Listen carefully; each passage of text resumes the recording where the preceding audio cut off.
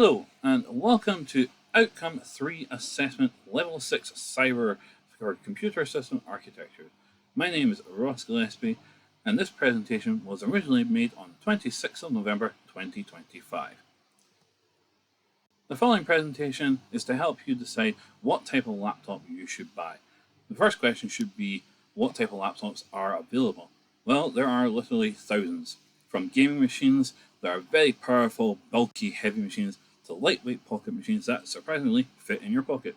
You can also get machines that are dual screen that detach from the keyboard as well, meaning you have a lot of choice in the hardware side. In the software side, you have Windows, Mac OS, Linux, and there are also a bunch of different chipsets inside, so the choice can be quite bewildering at times. To that end, I have tried to narrow it down to 2 laptops in hopes that this can help you decide on what laptop you should buy for yourself or someone you care about. The 2 laptops that I have chosen today are the HP 14S-DQ5503SA, and yes, I am aware that you can read a PowerPoint presentation, but if you think I can remember the name of that laptop off the top of my head, you must be joking.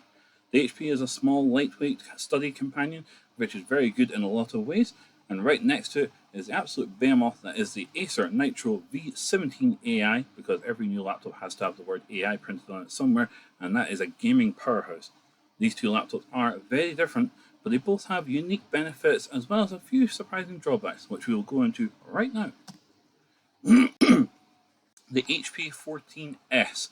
As a small study machine, this little laptop may look a little underwhelming in some areas, but it does actually have quite a few benefits. One of the major benefits is from its CPU. While it only has 4 cores and is designated as an Intel i3 U series, meaning underpowered, this little laptop uses very small amounts of power, meaning that you're not going to get an overheated machine and it will last you quite some time. The downside on the CPU though is that it can run as low as 900 megahertz or 0.9 gigahertz for those of you who are too young to remember what a megahertz is.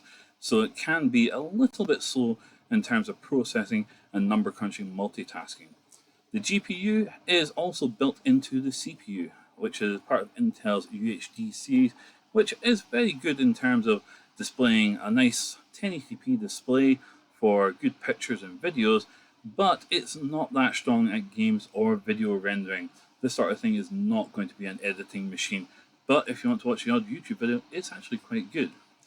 The RAM on the machine is 8GB of DDR4, and is actually one of the best features of the HP. It has more than enough RAM to do your spreadsheets while reading a web page, while listening to music in the background. Multitasking isn't going to be that difficult. It is going to be difficult though to try and get all of that processed at once, being DDR4 and at a slightly slower pace. That means that if you try to load something from memory that's quite big and chunky in terms of video rendering or maybe even a game, it's definitely not going to be built for that. Speed, however, from the SSD is quite good. That is the storage. 128 gig SSD, meaning that you're going to get fairly fast out of your programs in terms of times. So opening Word, spreadsheets, opening up your pictures and sending off emails and getting all information that may have been recorded months ago is very fast. However, the downside is its capacity. 128 gigabytes is actually small out the box, and with Windows 11 pushing as far as 30 gigabytes with all the updates, you could have less than 100 gigabytes, meaning that you could have to buy an extra USB or an SD card, or maybe even invest in cloud storage. So yeah, lightweight on the storage and fast, but definitely not something you're going to be saving huge programs to. And if you are a big photography or video editor, then this definitely isn't going to be a good option for you. Display wise, well, as I said, it has got a 1080p display on it, so again, nice and sharp, good for Skype, phone calls, that sort of thing. Recording presentations like I'm doing right now are pretty good. The downside is that it does run as low as 60 Hz, which on video playback is actually okay, since most videos are around about 24 frames, so 60 Hz is technically faster than that, but you're not going to be running anything with super fast high-end graphics or video rendering software, and the display might not be quite sharp for high detail when zooming in. It's definitely more of a workhorse, definitely a an advanced typewriter spreadsheets database sort of thing. This is definitely something that you would take to school for studying. And when you're at school, you're actually going to get quite a long time out of it. The battery life can last you a whole day in the college. HP does claim 8 hours. That is going to be questionable, and depending on how many people you're talking to, how often you use it. But booting up and getting straight to desktop and shutting down very fast, and at 15 watt power, you've got a nice fast charge on there, which will last you a good amount of time, and you'll be able to charge this laptop several times over before you start having to worry about whether you're going to replace the battery or the machine itself. Connection wise, again, it's a bit very good, not very good situation in that it has got the USB-C to connect modern phones, modern devices, USB-A for any sort of printer, or USB hard drive, that sort of thing, connecting to. However, they are technically on the slightly slower side. So while you have the modern connection, you might be missing out on transfer, especially if you're going to be pulling a lot of video or a lot of pictures onto the machine. But honestly, that's not what this machine is for. This machine is definitely for doing college work in terms of essays, studying a database, getting Python coding transferred into a file that you need to send off to a tutor. This is definitely something you do while sitting at a very basic machine and saving that and emailing it straight away. For a laptop like this, you do get the added bonus of having the output on a high definition display output, HDMI. However, that does run at 1.4, so there's no upscaling here. You are limited to 1080p at the 60 frames a second. But again, think of it more as a projector rather than something that could be connected to a big television or a monitor for fast-paced action. All in all, this study machine is very good. In terms of the battery life, it'll last you hours. It's very easy to get files to and from where they need to go, especially small files. And in terms of just carrying around, being 14-inch, it's a lightweight machine. Just don't try to do anything too high-paced. You're not going to be playing Cyberpunk on this, which is probably a good idea if you're looking to buy one for a college student or a high school child that's looking to move on. Excuse me. At the other end of the spectrum, we have the Acer Nitro V17. And yes, it's a V, it's not a 5. And this is an absolute showcase machine in terms of what you get. An absolute beast of a gaming thing.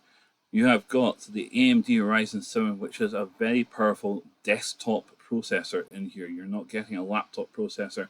It has 8 cores, twice as many as the HP, and not only can it run at 3.8, which yes, you can see on the screen, this thing can boost over 4 gigahertz. So loading processing into this is going to be an absolute breeze.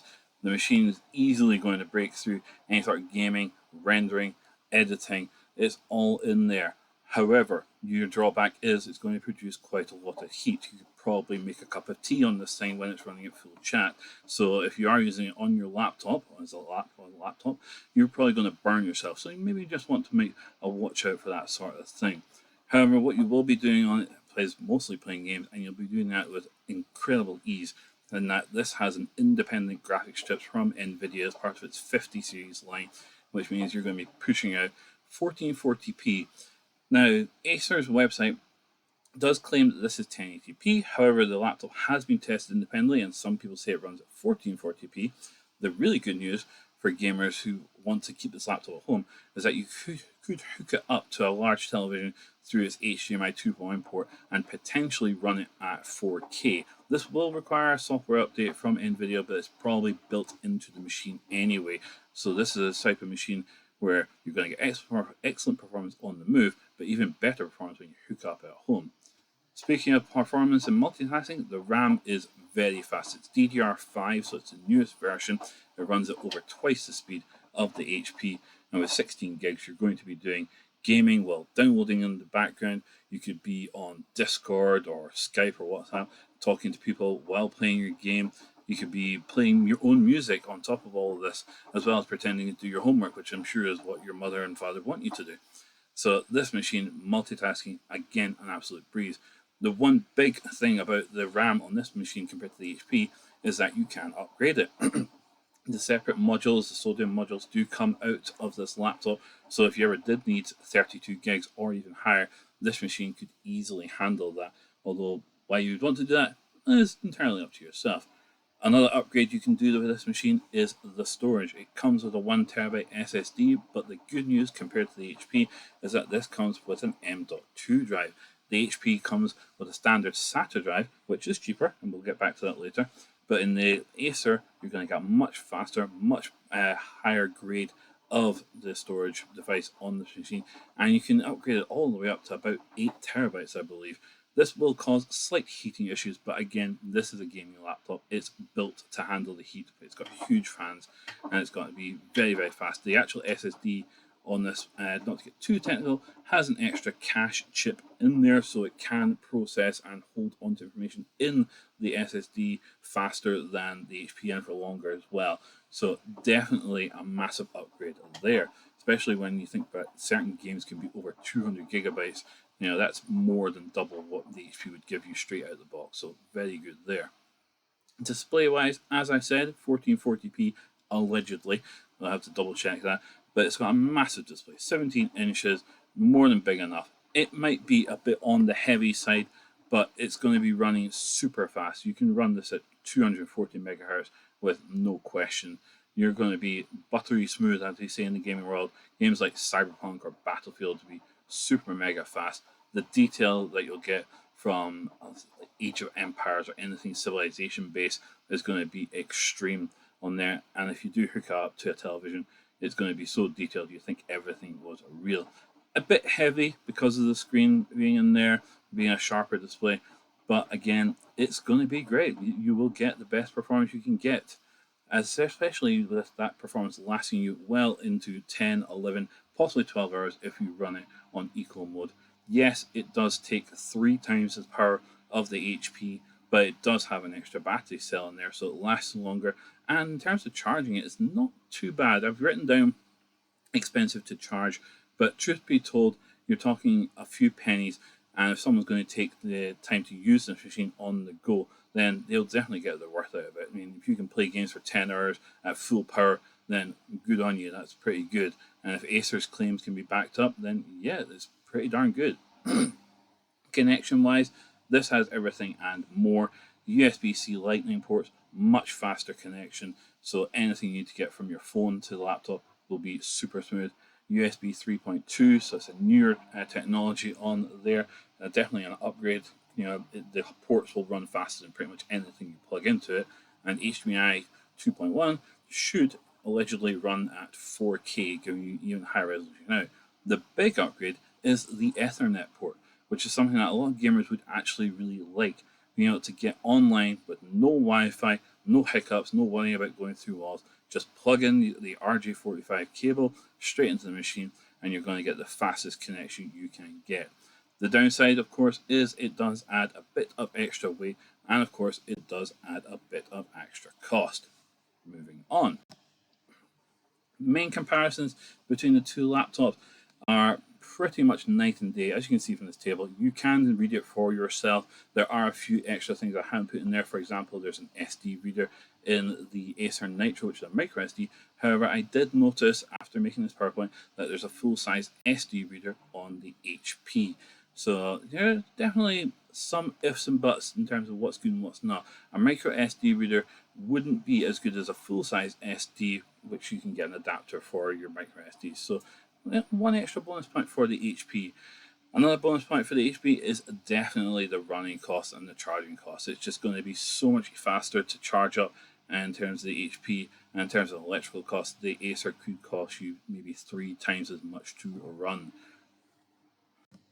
Oh, that was my last slide. Sorry, just a little update. One last thing I will say is the cost. The HP laptop comes in at £269, which is an absolute steal. This sort of laptop with this sort of spec would normally be around £300, £350. Now, I've spent many years selling laptops in electrical retail, and the one thing I learned is always aim a little bit less for the actual hardware, because you're going to need to buy software, a bag, a mouse, a USB stick to back up the operating system on top, and most people do aim for £350. Now, I haven't been in sales for about 10 years, so the world has changed, but I can guarantee you that I could buy this HP laptop with the SD card, with the mouse, with the bag, and maybe even a warranty for less than £350. It really is a great price. The specification on the HP you can get in other laptops with other manufacturers for at least £300. So the fact that you can get this laptop for just £269 is amazing. The website I've linked to on the bottom is the Amazon website. It's not the HP website, so you will have to double check it. Technically, this laptop is not on the HP website, so just have a little look around. It might be a special offer. However, I would like to say that the price of $269 was not a sale price. It was not a Black Friday sale or anything like that. That was the actual price. The downside, of course, is you can't upgrade it. So when you buy it, you are pretty much stuck with the machine as is.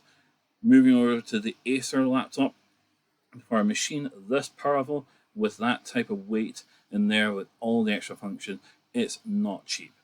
£1,349.99. That is a shed load of money no matter who you ask. And with all the connections in there, it's actually a really good price. Lots of gaming laptops with the same sort of spec are coming in easily £2,000. When I saw this price at $1,350, I thought it was an absolute steal. And the one thing is, it was from Acer's own website, which you can link through to. And again, it's not a sale price. There's no Black Friday deal going on here. There's no Cyber Monday deal. That is the pay and you get price. And with the machine there, it's actually really good value for money. The graphics card alone could cost you £700 in a desktop. Adding up all the parts from the Acer into a desktop would be easily £1,500.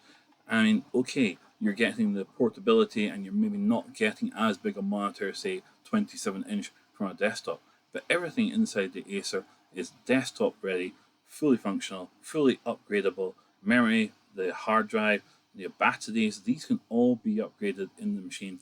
It might take a screwdriver and about an hour of work of time, but it's definitely all there. The one thing I'm trying to say with both of these laptops is that they both are very good value for money. These machines will easily cut into any competitors with a much higher price range. So you are definitely getting machines that will allow you to buy extras like an extra pair of headphones or maybe a controller for the Acer Nitro. These are all little things that need to be taken considered. If you are buying the gaming laptop, you have to buy games, and these are going to cost somewhere near just £60, especially for the high-end ones. So you always need to save a bit of money. The point is that I'm trying to say to you is that there's two very good laptops in front of you. They both come in way under budget in their sector. They both punch above their weight in terms of things like RAM on the HP or the SSD and the processor on the AC. So they've definitely got their plus points. You just need to know exactly what you're looking for. If you're looking for a study machine, don't spend over £300. And as long as you have a really good look at what's around and you have a note of the details, you can get a really good machine for less than what is available on the high street.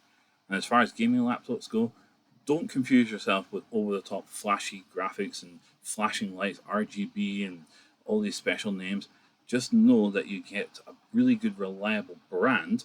And once you know that there's lots of different versions of, say, for example, the NVIDIA 5070 graphics card, yes, okay, there's lots out there, but getting the cheapest one will get you the same performance as the most expensive one. So there's no real reason to spend extra money.